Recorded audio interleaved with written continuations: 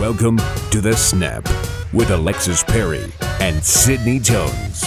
Hello, everyone, and welcome back to the Broncos Podcast Network and YouTube for another edition of The Snap. I'm Sydney Jones, your host, and unfortunately, I am without my trusty sidekick, Alexis Perry, this week, as she is working on this month's Broncos Connected show that will air on January 23rd. So make sure to check that out. That'll be on Channel 20 and the Broncos YouTube at 6:30 p.m. But today I have a really exciting show planned for you all. The Broncos officially announced on Wednesday that George Paton is the team's new general manager. Paton is now the 15th top personnel executive in Broncos history. He was previously the Vikings vice president of player personnel and assistant general manager, and he spent the last 14 seasons in Minnesota. So joining me on the Snap today to discuss Paton's career and the skill sets he will bring to Denver is ESPN's NFL Nation reporter for the Minnesota Vikings, Courtney Cronin. Courtney, you've covered the Vikings for a couple years now. So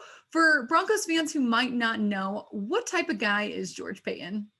That's the funny question, Sydney, because I've had a lot of people reach out to me during the GM search for a number of different teams where Paton's name came up as a candidate.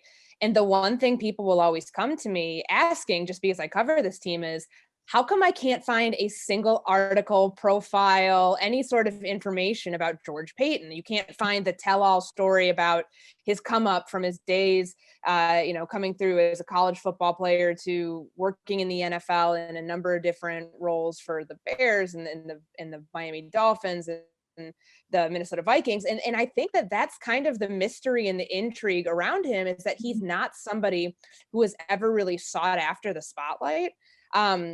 And he's not somebody that, is one of these big talkers. I mean, sometimes you have like really big personalities in the football world, especially general managers. And George, for so long, has been in this assistant general manager role where, in a way, he can very easily blend into the background, but he is very much a part of the muscle and the brains behind the entire football evaluation process that the Vikings have built here. I mean, he was in Minnesota for 14 years, a well-respected talent evaluator. I remember speaking with someone who had worked alongside him a number of years ago, and I was just asking because I was curious about the same thing. I mean, this is my fourth season. I just wrapped up my fourth season covering the Minnesota Vikings, and George is one of those people that you'll see off at practice, but he's not.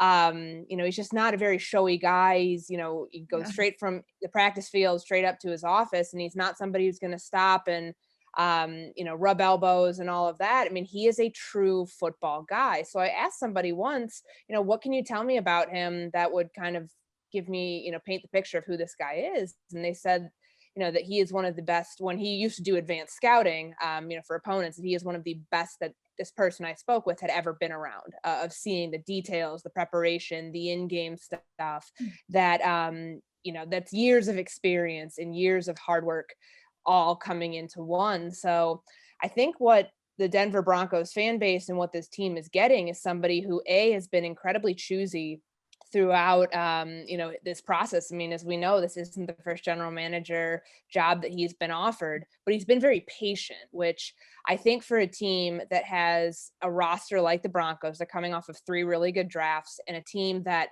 is pointed in the right direction just in terms of the infrastructure that it has and what it can add to it. You've got somebody who has been waiting his turn and has been he's had a plan this whole time. He's been building it. And now he finally gets to, put that into action. That's an exciting thing to see, because this isn't somebody who's jumped at every interview that's been offered to him. And there have been many that he has not taken for one reason or another. And clearly there's something different about this that, appealed to him from the very start. Yeah, Courtney, you mentioned it. He spent the past 14 seasons with the Vikings, including the last 9 of those as the team's assistant GM. Do you think it was just Denver that was the right fit, or why do you think now was the right time for him to make the next step in his career?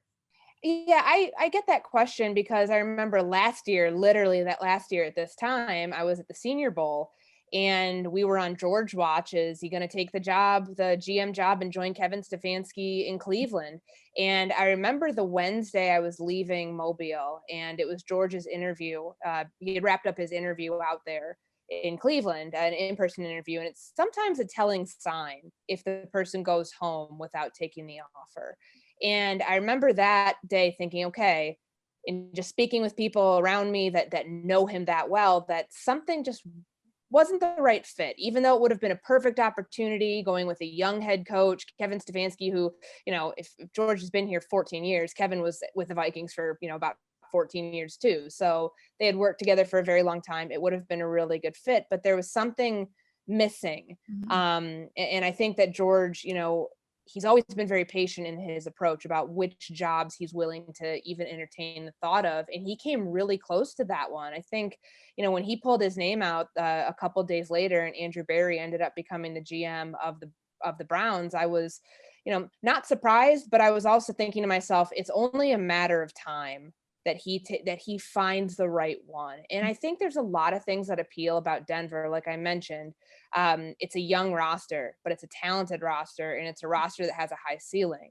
So you're not walking into a situation where you have to blow everything up from the start. And kind of from what I had heard, that wasn't George's pitch to ownership or to any of the higher ups. And he has tremendous respect for John Elway.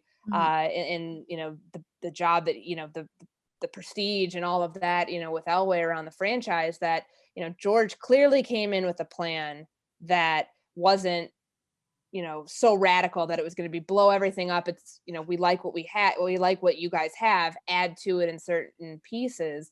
And that's going to be how they carry on the success, because, for a team like Denver, it's a storied franchise. It's not a team that's constantly in a state of rebuild. They've won Super Bowls there. I think the expectation is that you have a team that, like the Vikings in a lot of respect, have owners who are willing to spend on free agents, have, facilities that are really, really impressive. You're in a very competitive division in the AFC West. And there's kind of this opportunity now with a 6-year deal that he has that, no matter what, he's going to have the time to field the product that he wants to, and that he's been, clearly in the process of trying to build on his own, and was able to strike when the opportunity arose for him. You touched on it a little bit, but what can you say about Paton's skill set? What qualities or strengths do you think that he'll bring to this general manager role here? Well, I know on the pro side, when you talk about like college scouting and pro scouting, I mean, that's, certainly his forte. Some general managers will leave it up to the assistant GM to kind of handle like one or the other. And I know on the pro side, he is a very well-respected, mind, especially with how you construct a roster, what you're able to do, with the product that you have, being really aggressive in free agency, all of those things, and building from there. So, the good thing I think is, when you have somebody like George, who in a way, I mean, it's a huge jump to go from assistant general manager to general manager, and you can have all these ideas and you can fail at it. But I think the one thing is with him as a talent evaluator, from everyone I've spoken with, is that there's not going to be any sort of knee-jerk reaction to things. And you'll talk to certain people in Minnesota who say that, he is the muscle, bar none, behind their, all the things that they're able to do. And certainly Rick Spielman pulls off these draft day trades. And, it's pretty amazing. Both Rick Spielman, Rob Brzezinski, who is, the director of football operations, and, salary cap guy, well regarded throughout the NFL, and George Paton, they've all worked together for decades. They've known each other, for 20 plus years. I mean, they had a good thing going here in Minnesota. And I think that when you take a look at, what that means, going forward, that's going to be a loss for Minnesota, but certainly a gain for Denver. Because George is bringing with a lot of trial and error, a lot of expertise, and a lot of knowledge about what to do and what not to do as you build a team in free agency and you build one throughout the draft. Because the Vikings have been, a team that wants to have homegrown players. They want to build through the draft. He's, for the last 14 years, a lot of those draft classes, I mean, certainly George's fingerprints are all over them. Yeah, George said in his opening statement with the Broncos that this team is a sleeping giant, and that he'll be aggressive, but obviously not reckless in adding talent to the roster, kind of like you mentioned. What can you say about his aggressiveness or philosophy during his time with the Vikings? Sure. I think a lot of that was in lockstep with, what Rick Spielman wanted to do, especially the last few years, because you think about what the Vikings' biggest free agent acquisition has been in the last, couple seasons. It's Kirk Cousins. I mean, in 2018, they had a move to make at quarterback, and that is, at least right now, 3 years in, that's their franchise guy. Now, will that pan out, and be a long-term thing? I think only time will tell with that. But I think it shows you that someone like George, who from the talent evaluator perspective is not afraid to go out and go after the big name free agents. Sometimes it always comes down to money. It comes down to finances, but under his direction, there have been several holes in this roster that they've been able to not only just fill through the draft, because sometimes it takes years, but to be able to get a quicker fix through finding, a free agent here and there to come in and fill that hole. So, as far as it goes with like the quarterback position, because every general manager wants to get it right. And that's sometimes the thing that defines people by their careers. So I do wonder, with Drew Lock and kind of where he's at in his development, having a general manager who is as aggressive, but it also is smart and patient. Like, he's not going to make any knee-jerk reactions to, adding around, pieces on the offense. I mean, there are already several, really talented pieces when you think about the weapons that Locke has, that I think he's in good hands with someone like George Paton, just knowing that he has the time in order to build this thing, but he also knows that he's in arguably one of the most competitive divisions in football. I'm excited. I mean, I covered the AFC West in 2016, so I'm excited to see, that group of teams be really competitive and hopefully become one of the more competitive divisions again in the NFL.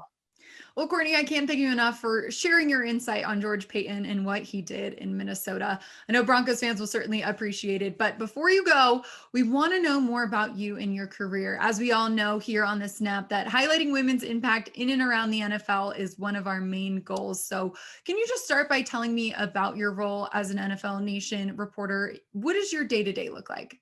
Sure. So I got hired by ESPN in August of 2017 to cover the Vikings. I was out in the Bay Area covering the Raiders, Warriors, 49ers, kind of just a mix of everything for a newspaper. And so this was the first time I'd had a chance to truly sink my teeth into one team and one beat and come to the same place every single day, learn everybody in the building, everybody on the roster, coaching staff, the whole thing. So my job is really an all-encompassing one in covering the Vikings from, a multifaceted approach. I write, I do a podcast. I, host national radio on ESPN radio. That's not just related to the Vikings. Certainly, I mean, it's a multitude of topics, but it gives me a chance to kind of expand my NFL footprint because the NFL is always relevant no matter what time of year it is. And I also get to do, some television with ESPN as well, from NFL Live to SportsCenter. We've had some really cool opportunities with this team being as relevant as they are, even in down years where people are constantly interested in them. So it's a lot all in one. I'm very excited that it's the off season, so I can kind of refocus and figure out, kind of get back to the basics and stuff, and get back to some, breathe a little bit, some football education, some other personal, professional development stuff that I'm trying to do this off season, and we certainly have time because we're all working from home.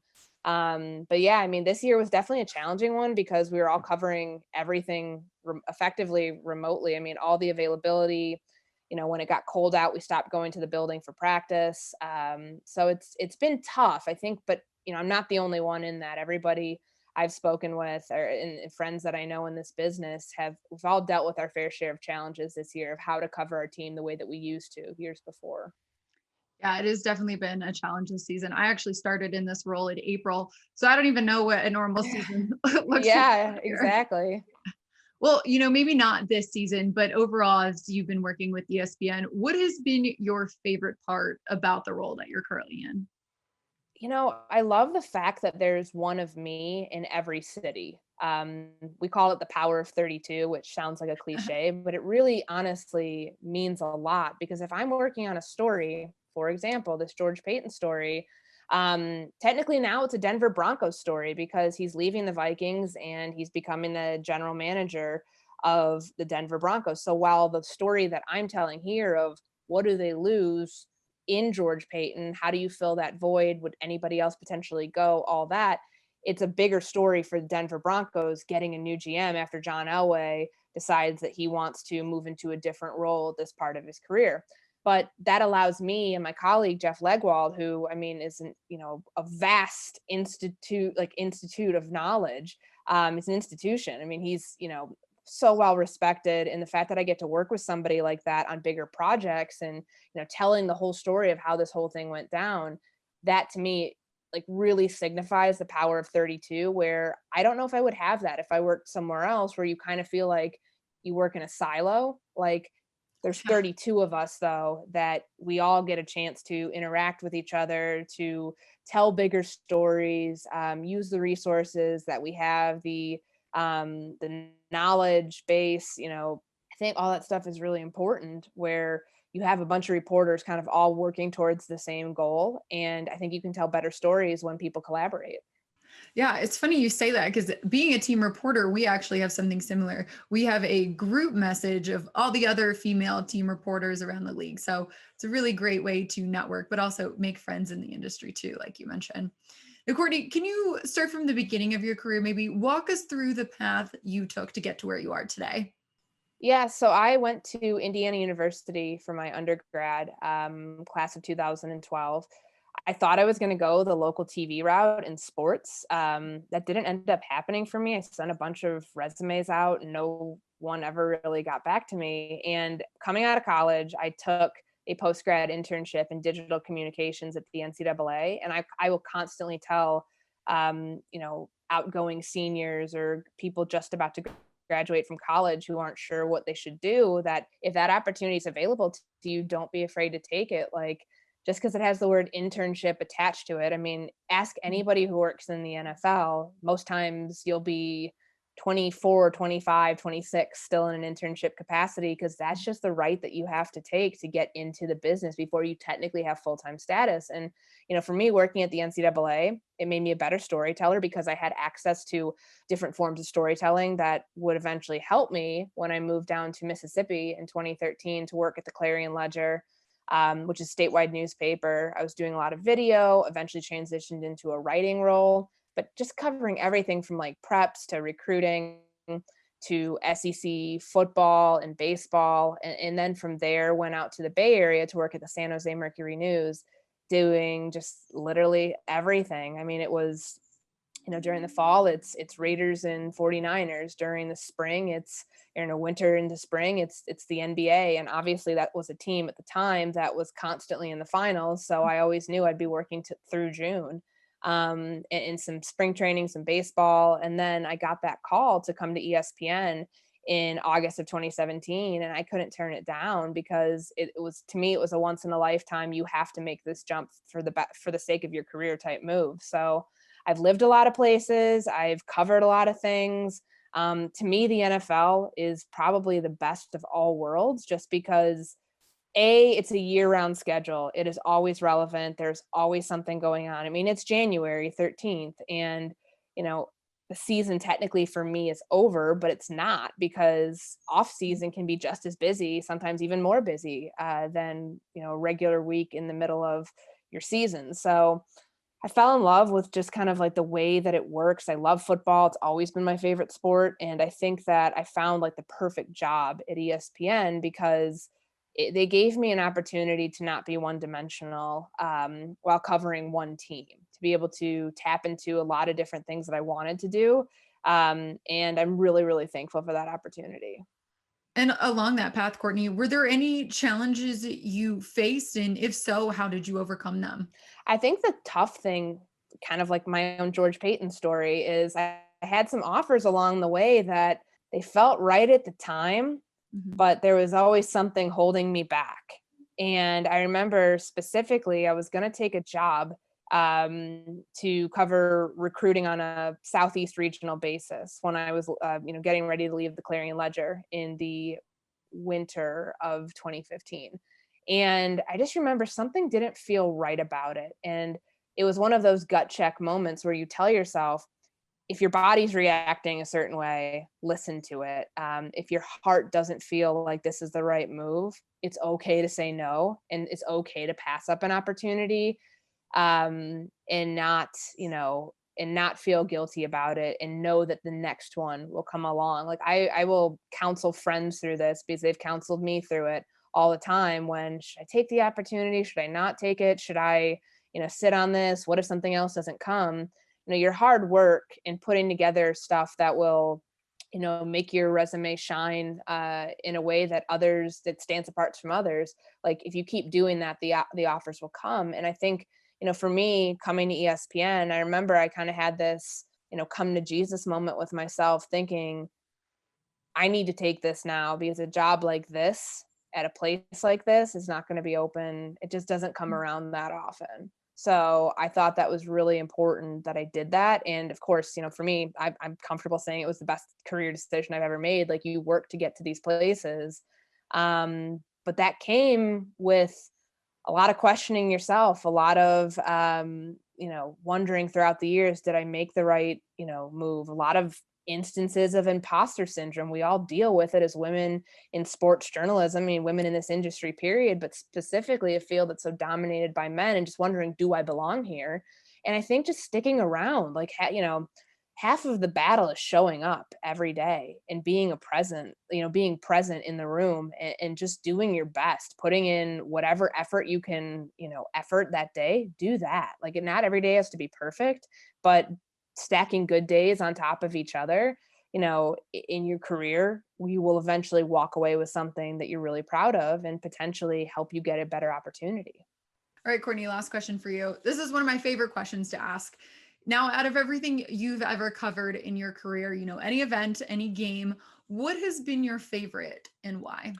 Man, certainly the Minneapolis Miracle was, that's the one I'm always asked about. That was my first year on the beat, and I just felt like, of course this happens. Like, I got here 5 minutes ago, and of course the season ends the season's, culminating or crescendoing in that way. I mean, that was just such a iconic moment.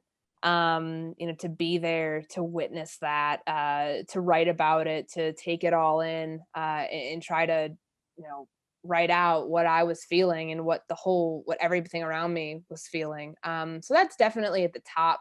I mean, I've covered, NBA finals, Stanley Cup finals. I've covered, a lot of playoff baseball games. I mean, this is going to sound so cliche, but like, some of my favorite memories were packed high school gyms in Mississippi, covering, basketball during sectionals or during regionals and the state tournament. Like, those are the memories. I was fortunate. I got to cover the Warriors during their historic 73-9 run. That was the year that they lost in the finals. I was there every step of the way. And I got to cover the year that they bounced back after they got Kevin Durant and breezed through, that season, and won the championship. But like, nothing compares to me, at least in terms of what means the most in my career, the people that you still talk to, the people who, helped form you into a journalist, than some of those preps events that I did. And I'll always tell people this, because nobody's path is the same, and there's no right way to get into this business. Like, some people are fortunate enough to, start out, covering the NFL. Mhm. Some people, like me, covered, high school football in press boxes that didn't have electricity, and you had to keep your own stats. Like, I just read, the commencement speech that Jesmyn Ward, who's one of my favorite authors, gave to, students at Tulane in 2018. She actually turned it into a book. And she talked about, what really struck me from that was kind of the thing that we all kind of grapple with in this industry, that, you may achieve success when you're 20, and that's great. You are talented. Congratulations. Keep going. And somebody may not achieve their version of success till they're 35 or 40 or even 45. And then that's great for them. They keep going. So we all kind of are on this at our own time frame. And for me in my career, like, I would not be at this level. I wouldn't know my hand from my foot if I didn't have that experience in Mississippi, covering preps, driving all around the state, learning a completely foreign culture that, I'm from the Midwest. Like I had no idea what it was like in the Deep South, and just, beyond sports, just kind of like culturally, racially, economically, socioeconomically, educationally, like what that all meant to me. That's what made me a journalist. And I'm really, really happy with my path because it's unique to me, but it made me who I am. And I think I appreciate the job that I'm afforded to do. It's a privilege to get to do this job. And I don't think I would be able to appreciate it, and B, probably be at the level that I'm at right now had it not been for my time, really cutting my teeth by doing it at like essentially the lowest level with high school sports. Well, Courtney, thanks so much for taking the time to join me on the Snap today. Really appreciate you and all your insight. And make sure to give her a follow on Twitter, guys. Her handle is at Courtney R. Cronin. No problem. Thanks for having me. Well, that'll do it for this episode of The Snap. Thanks so much to everyone who tuned in, and be on the lookout for another episode in a couple of weeks.